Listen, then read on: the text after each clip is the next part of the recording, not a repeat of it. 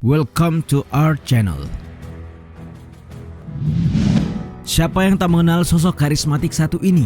Vladimir Lenin dikenal dunia sebagai arsitek ulung dalam dunia politik, sekaligus pendiri Republik Sosialis pertama di dunia, Uni Soviet.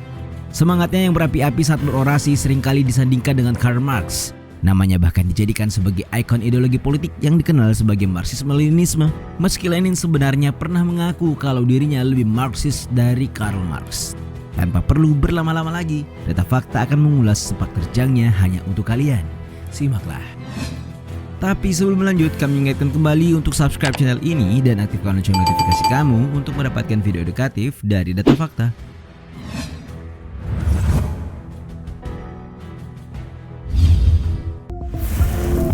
Masa kecil. Lenin lahir pada 22 April 1870 dengan nama Vladimir Ilyich Ulyanov di kota Simbirsk. Semasa kecil, dia akrab dipanggil Volodya yang merupakan kependekan dari Vladimir. Tetapi nama yang paling melekat padanya yakni Lenin ia gunakan sejak tahun 1902 yang menurut sejarawan terinspirasi dari sungai Lena di Siberia yang merupakan salah satu wilayah tempat diasingkannya oleh pemerintah Rusia. Ia dilahirkan dari pasangan Ilya Ulyanov dan Maria Alexandrovna Blank. Ibunya bekerja sebagai perawat anak-anak, sementara ayahnya bekerja sebagai pengajar matematika dan fisika di Institut Penza untuk Dvoryane. Lalu naik pangkat menjadi direktur sekolah dasar di distrik Simbirsk. 5 tahun setelah itu, ayahnya diangkat sebagai direktur sekolah negeri untuk provinsi tersebut. Selama menjabat, ayahnya mengawasi pendirian lebih dari 450 sekolah sebagai bagian dari rencana modernisasi pemerintahan Rusia kala itu.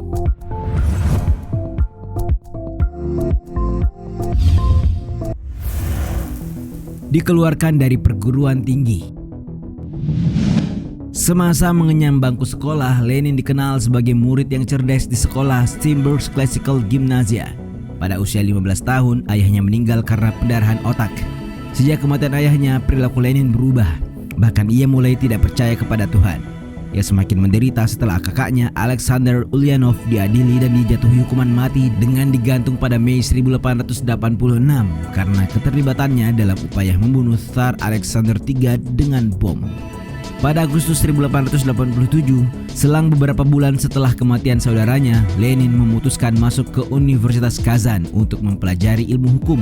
Saat belajar di sana, dia mulai membaca Das Kapital karya Karl Marx, lalu tergila-gila dengan pemikiran filsuf Jerman itu dan bahkan mendeklarasikan diri sebagai Marxis sejak tahun 1889. Dia kemudian bergabung dengan Zemlya Sessto, sebuah gerakan universitas berisi perwakilan mahasiswa dari berbagai wilayah. Nah, pada Desember 1887 dia ditangkap polisi karena mengambil bagian dalam pemberontakan melawan pemerintah. Gara-gara kasus itu, ia dikeluarkan dari Universitas Kazan. Beberapa tahun kemudian dia masuk di Universitas Saint Petersburg dan menyelesaikan pendidikannya pada tahun 1891 dan kemudian bekerja sebagai asisten hukum di pengadilan regional, setelah itu menjadi pengacara lokal di wilayah Samara.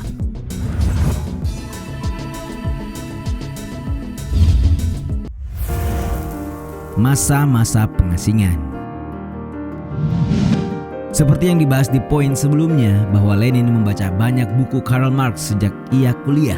Nah, dari hasil membacanya itu, Lenin mulai memberanikan diri untuk menulis esai Marxis pertamanya berjudul What the Friends of the People Are and How They Fight the Social Democrats pada tahun 1894. Setahun berikutnya, ia melakukan perjalanan ke Prancis, Jerman, dan Swiss untuk bertemu dengan kaum revolusioner yang sama-sama memiliki pemikiran Marxis. Pemicu pengasingannya bermula saat ia kembali ke Rusia. Waktu itu, ia dan kawan aktivis lainnya baru saja merilis surat kabar berhaluan Marxis dengan lembaran beritanya yang menuliskan tentang Rabotche Delo atau kepentingan buruh. Nah, mereka bersama-sama menyebarkan surat kabar tersebut kepada para buruh yang sedang mogok di berbagai kota di Rusia. Efeknya, Lenin bersama 40 aktivis lainnya ditangkap di Sankt Petersburg gara-gara penyebaran surat kabar itu dan didakwa dengan tuduhan melakukan penghasutan. Awalnya ia menghabiskan lebih dari 1 tahun di penjara, sebelum akhirnya diasingkan ke Siberia Timur selama 3 tahun. Di sanalah Lenin bertemu dengan perempuan yang kelak ia peristri bernama Nadezhda Krupskaya atau Nadia, yang juga seorang Marxis yang diasingkan karena keterlibatannya dalam pengorganisasian serangan terhadap pemerintah.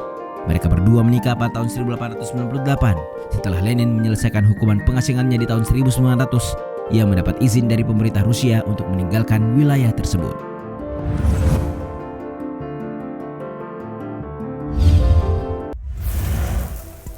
Pamflet propaganda.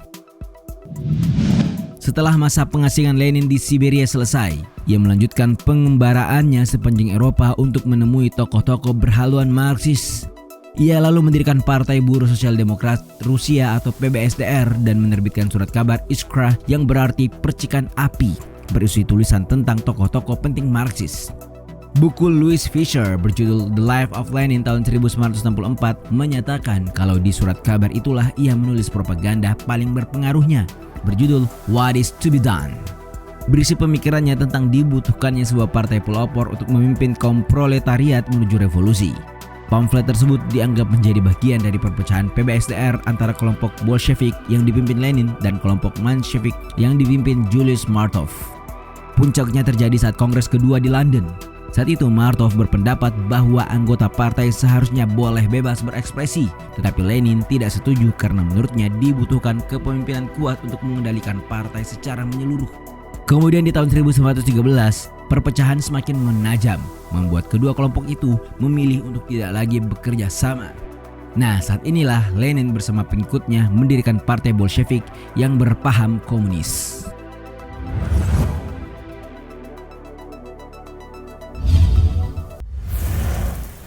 Mendirikan Uni Soviet. Saat Perang Dunia I pecah, Lenin sedang berada di Swiss. Di sanalah ia lebih banyak menulis dan sempat mempublikasikan karyanya berjudul Imperialism: The Highest Stage of Capitalism yang mengkritik bentuk imperialisme dan kapitalisme. Meskipun saat itu Rusia menang di Perang Dunia I, tak memberi dampak apa-apa kepada Rusia. Rakyatnya banyak yang kelaparan dan menderita trauma perang. Tsar III yang takut jika dirinya bakal digulingkan paksa memutuskan turun tahta pada tahun 1917.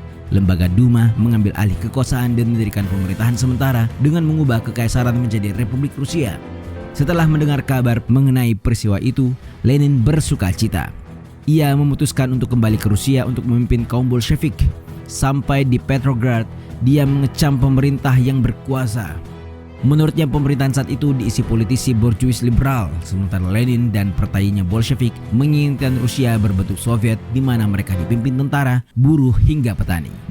Dilansir Kompas.com pada Oktober 1917, terjadi revolusi Bolshevik yang kemudian berujung konflik sipil. Dalam perang itu, pengikut Lenin yang dikenal sebagai pasukan merah berhadapan dengan pasukan putih berisi para mantan jenderal di era Tsar Rusia. Akhirnya pada tahun 1923, konflik itu berakhir dengan kemenangan pasukan merah. Lenin kemudian menyampaikan pidato di hadapan Soviet Petrograd yang mengumumkan bahwa pemerintahan sementara telah digelengsarkan. Setelah menang dalam perang sipil Rusia pasca revolusi, Lenin dan kaum Bolshevik mendirikan Uni Soviet pada tanggal 30 Desember 1922 yang menyatukan beberapa negara seperti Rusia, Belarusia, Ukraina, Armenia, Azerbaijan, dan Georgia. Saat didirikan, Uni Soviet menganut sistem politik satu partai yang dipegang oleh Partai Komunis hingga tahun 1990 dan dikenal sebagai negara buruh pertama di dunia.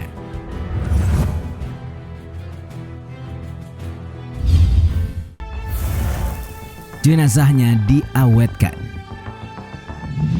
Sayangnya pemerintahan Lenin tak berlangsung lama. 2 tahun setelah mendirikan Uni Soviet, ia mengalami koma selama berminggu-minggu dan meninggal dunia di Dacha, Gorky pada 21 Januari 1924 setelah sebelumnya mengalami stroke sebanyak 3 kali.